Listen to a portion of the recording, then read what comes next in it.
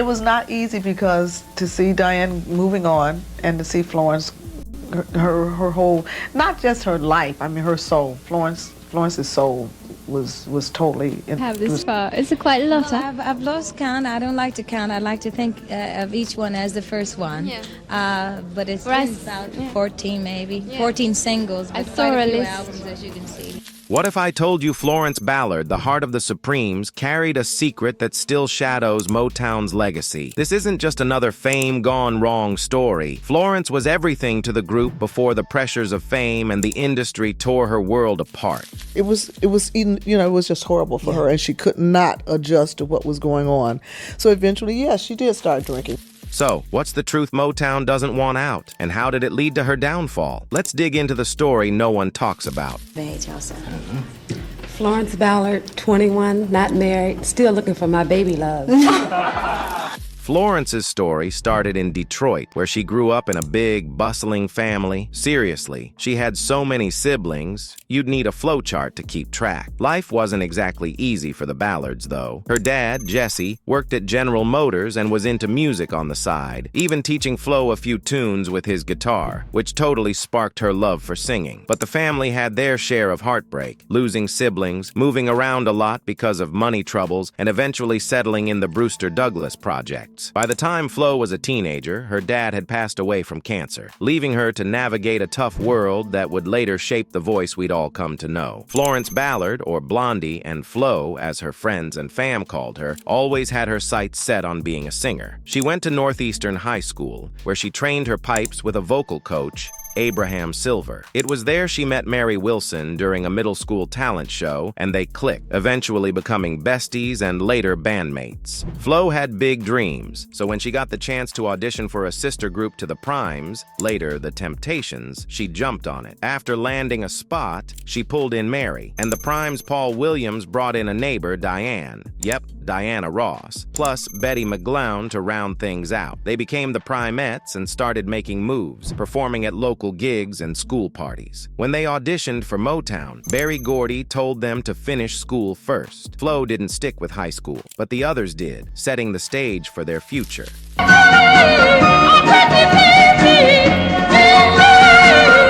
Florence went through one of the darkest moments of her life at a young age, and it's something that doesn't always get the spotlight. After a dance in Detroit, she accepted a ride from someone she thought she could trust, but it turned into a nightmare. She was attacked and assaulted, leaving her shattered in ways that went far beyond the physical. I think we were like now by that maybe 13 or 14 years old, and Florence was abused by a neighbor. The story is she was R at knife point by Reggie Harding, a local high school basketball player, after leaving a dance at Detroit's Greystone Ballroom. This assault profoundly affected her, leading her to seclude herself at home and withdraw from social interactions. Flo completely pulled back from everything. She was known for being loud, lively, and full of energy. Those who knew her described her as a generally happy and sassy teenager, but it was like her light had been snuffed out. This incident is believed to have contributed to self-destructive aspects of her adult personality, including cynicism and distrust. We were all virgins, and for her to sit there and tell us what had happened to her almost was just too much. She didn't want to leave the house, didn't want to sing, she just wasn't the same Florence everyone knew and loved. It took a while, but eventually she opened up to her closest friends, Mary Wilson and Diana Ross. They had her back and did their best to support her, but the emotional wounds she carried were hard to heal. She never talked about it publicly, but the trauma was always there, quietly shaping her battles with depression and the hurdles she faced both in her career and in her personal life. Oh, I believe in yesterday. So as you probably already know, Florence helped create the Supremes and was a key part of their journey to becoming music legends. As the group blew up, Florence got dragged into a mess of personal struggles and backstage drama that started to drown out everything she'd worked so hard for. But we'll come back to the story of the creation of the Supremes. Let's talk about the aftermath of that. So, back when Florence's time with the Supremes ended, Motown played it safe, claiming she stepped back because of health issues. Cindy Birdsong Birdsong, who had been with Patti LaBelle and the Bluebells, slid into her spot while Flo was reportedly recovering at a hospital. After that, she made her way to California, got married in Hawaii, and even hit up a few clubs before settling back in Detroit to prepare for the arrival of her twins. Coincidentally, she moved right across the street from Diana Ross and just a few doors down from Mary Wilson. When asked why she left the group, Flo stuck to a polished answer, saying she was tired of the constant travel and wanted to settle down. Some suspected the explanation sounded a little too rehearsed. Motown, of course, stayed tight-lipped about the whole thing. It was not easy because to see Diane moving on and to see Florence, her whole, not just her life, I mean her soul. Florence's soul was totally in. Behind the scenes, though, things were way messier. At one performance in Las Vegas, Flo had a few and decided to push back against constant body-shaming comments by exaggerating her stomach on stage. That didn't sit well with Berry Gordy. He tried to fire her immediately, but Flo wasn't having it at first. She stood her ground, even pointing out her contract wouldn't let him just kick her out. But after dealing with all the tension and realizing Gordy had already lined up Cindy as a backup, she decided to leave on her own terms and headed back to Detroit. They had Cindy Birdsong was there, and they had been her with tapes for a whole year, and I didn't even have. After leaving the Supremes, Florence Ballard caught the attention of ABC Records, but they refused to make a move until she squared things away with Motown. When she met with a Motown exec, they handed her a deal that felt more like a slap in the face. The contract banned her from using the Supremes name, yep, the same name she came up with, and cut her off from any future royalties. In exchange, they dangled $15,000, split into small yearly payments over 6 years. It was clear the whole thing wasn't about fairness. Flo was furious but felt backed into a corner. After some heated back and forth and a lot of emotions, she reluctantly signed, even without finishing the paperwork. Later on, her final settlement came to a lump sum of $139,804, which sounds like a decent payday until you realize she never saw a dime of it. Instead, the money somehow ended up with her lawyer. After chasing answers and hitting walls, she filed a lawsuit against the law firm in 1970, accusing them of malpractice and failing her when she needed them the most. She then made a move to ABC, ready to launch her solo career, with recording sessions lined up and a debut single produced by George Kerr. But despite all the initial buzz, it seemed like ABC wasn't really backing her up. The record dropped, but the label barely promoted it, leaving it to fizzle instead of shine. People close to the situation felt like her husband, Tommy, who was also managing her career, wasn't equipped to handle the pressure. A more seasoned manager might have handled things differently and made sure the label gave her the push she deserved. I believe in yesterday. Later, Florence admitted her early singles didn't exactly hit the mark and called them straight-up flops. But even with the rocky start, she wasn't ready to throw in the towel. Fans were reaching out, asking her to get back into music, and she decided to give it another go. She had already recorded parts of her first solo album and was determined to make a name for herself outside of the Supremes. She believed in her own potential and wasn't about to let a few setbacks define her. Florence knew success was never instant, and she was ready to fight for her place in the spotlight, no matter how long it took. Then life threw more curveballs. She tried to take on Motown in court, arguing she deserved a bigger slice of the royalties from her Supremes days. After all, the group was a massive hit, and she felt like she hadn't been paid what she was owed. But things didn't go her way, and losing the case wasn't just a hit to her wallet. It left her feeling betrayed by the industry she helped shape. Now, Florence hadn't found her footing yet as a solo yet. It's safe to imagine it contributed somehow to going after Motown for what she was owed. Meanwhile, her personal life wasn't any easier. Her marriage to Thomas Chapman was falling apart, with constant arguments and money problems piling up. When the couple eventually split, Florence was left to raise their 3 daughters on her own. As things got tougher, she lost her home, and her financial struggles only deepened, making it clear just how much she was up against. It was just horrible for her, and she could not adjust to what was going on. So eventually, yes, she did start drinking. As her life fell apart, the weight of everything, her depression, money issues, and the loss of her career just became too much to bear. The fame she had as part of the Supremes was a distant memory, and with it went the financial stability and sense of purpose she once had. Things got so bad that she turned to alcohol to escape, but instead of helping, it just pulled her deeper into a dark spiral. Her drinking only got worse, and she completely disappeared from the spotlight. The woman who once lit up the stage with the Supremes was now hiding from the world, consumed by her personal struggles. It wasn't just about keeping out of the public eye. It was her way of protecting herself from the hurt she was dealing with. The woman who helped make one of the most iconic girl groups in music history was now a far cry from her former self. She crashed at her sister Maxine's place, hoping to escape all the stress that had piled up. Maxine's place gave her a breather, the weight of feeling abandoned, like she failed, and just being down in the dumps was still there. Going from being a superstar to feeling forgotten? Ouch. It was like the world had just left her behind. This was rock bottom for her, and it wasn't just about being out of the limelight. It was the gut punch of feeling totally cut off from the people she used to be close to. She felt totally invisible. Things started to go public, and it wasn't pretty. News outlets started reporting that Florence was applying for welfare, and it hit hard. It was a huge contrast to the glamorous pop star life she used to have. The headlines were a slap in the face, showing how far she'd fallen.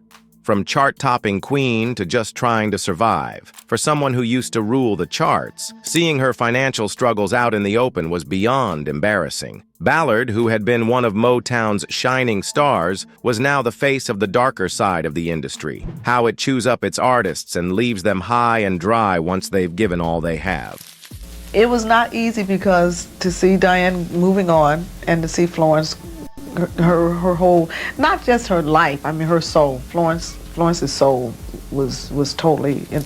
This whole situation opened up a harsh truth about fame and fortune in the music world. While Diana Ross went on to bigger and better things, Florence was stuck in a way tougher reality. Her struggles showed just how fake the glamorous image of Motown really was, covering up the inequality that was actually happening behind the scenes. Even though Florence helped make the Supremes a household name, when things went south, she found herself with barely anyone in her corner willing to give her the help she so badly needed. The whole drama around Florence applying for welfare wasn't just a hit to her pride. It was a wake-up call about how the music industry, especially for women of color, tends to leave you hanging once you're no longer making money. Sure, the headlines were all about her fall from grace, but they also exposed how the industry doesn't have any kind of safety net for artists who've hit hard times. And it's not just her. Lots of artists face the same reality once their star fades. Florence's struggles showed how little the industry actually cares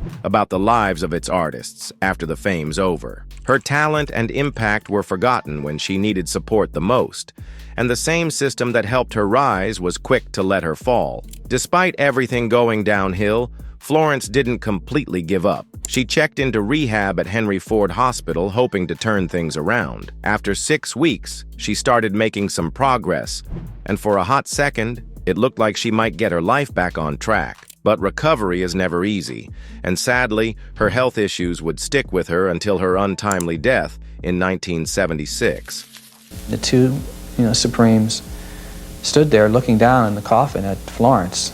I mean, and there were probably no words to express the sadness that they both felt at what had occurred, yet they never spoke to each other. The drama surrounding Florence's funeral was next level. There was major tension between her family and her former Supremes bandmates, especially Diana Ross and Mary Wilson. Ballard's family was seriously upset by how little involvement Ross and the others had in the funeral plans. Sure, Ballard and the Supremes had their issues over the years, but her family still expected some respect. But nope, Diana Ross and the rest of the Supremes didn't even show up. This snub stung even more considering how much the Supremes had shaped Ballard's career. Her family felt like, regardless of their personal drama, Ballard's legacy deserved to be honored. Instead, it felt like a slap in the face.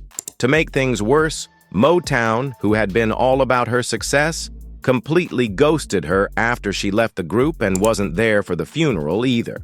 So in the end, her family was left to deal with the emotional and financial weight of her death, while the music industry that once celebrated her just shrugged. Ouch. Okay, let's talk about where it all started with the Supremes, before it all went downhill. I made a Back in 1958, Florence was just a junior high kid living in Detroit's Brewster Douglas projects when she crossed paths with Paul Williams and Eddie Kendricks from a local group called the Primes. Florence had pipes, and so did Paul's girlfriend, Betty McGlown. That's when Milton Jenkins, the Primes manager, got the idea to create a sister group, the Primettes. Florence roped in her bestie, Mary Wilson, and Paul brought in a neighborhood girl named Diana Ross. Boom! The Primettes were born. By 1960, the Primettes were chasing bigger dreams.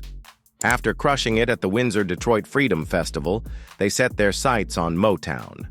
Diana hit up Smokey Robinson, an old neighbor who was already a star at the label, to get them an audition with Motown's Berry Gordy.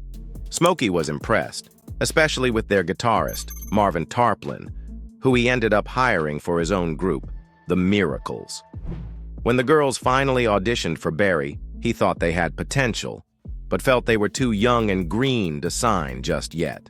Still, they didn't give up and even released a single, Tears of Sorrow, on a small label, but it didn't go anywhere. Around this time, Betty left the group to get married and was replaced by Barbara Martin.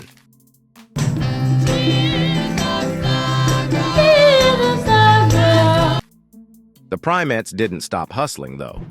They hung around Motown's Hitsville, USA studio, offering to clap and sing backup on tracks for other artists, until Berry Gordy finally caved and signed them in January 1961. But there was a catch.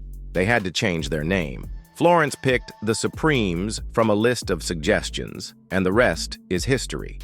By 1962, Barbara left the group, and the Supremes became the iconic trio we know today. By 1964, Berry Gordy decided Diana Ross would take over as the group's official lead singer. The same year, they recorded Where Did Our Love Go?, a track that the Marvelettes had turned down. The Supremes weren't thrilled about it either, but they went along with it, and surprise, it became their first #1 hit in the US. It also climbed to number 3 in the UK.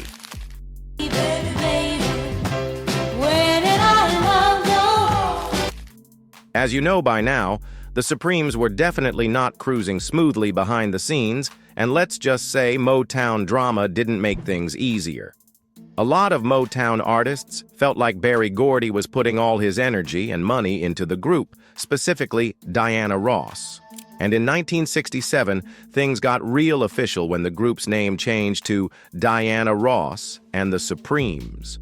Oh, and in case you're wondering, Gordy had already done this with Smokey Robinson and the Miracles, and later with Martha Reeves and the Vandellas.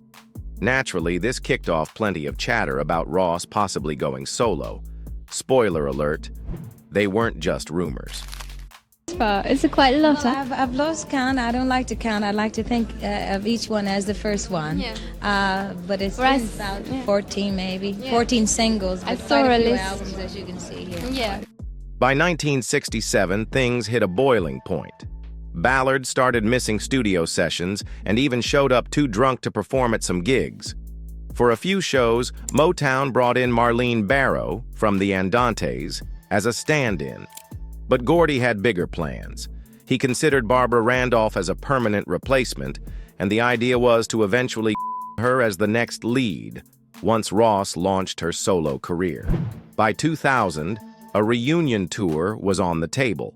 Diana Ross and the Supremes returned to love, but the money situation? A total mess. Ross was offered $15 million, while Wilson got a measly $4 million, and Birdsong even less. Ross tried to sweeten the deal by offering to double their payouts, but Wilson wasn't having it. Birdsong said yes, but without Wilson, the reunion was a no-go. Instead, Ross hit the road with Sherry Payne and Linda Lawrence, neither of whom had ever been in the group with her or sang on the original hits. Fans were confused, critics were brutal, and the sky-high ticket prices didn't help. While the tour K-edited in major cities like New York City and Philadelphia, it flopped in smaller ones and got scrapped halfway through. With Florence Ballard's death in 1976 and Mary Wilson's passing in 2021, the dream of an original Supremes reunion is officially over. That is all for today. Until next time, bye.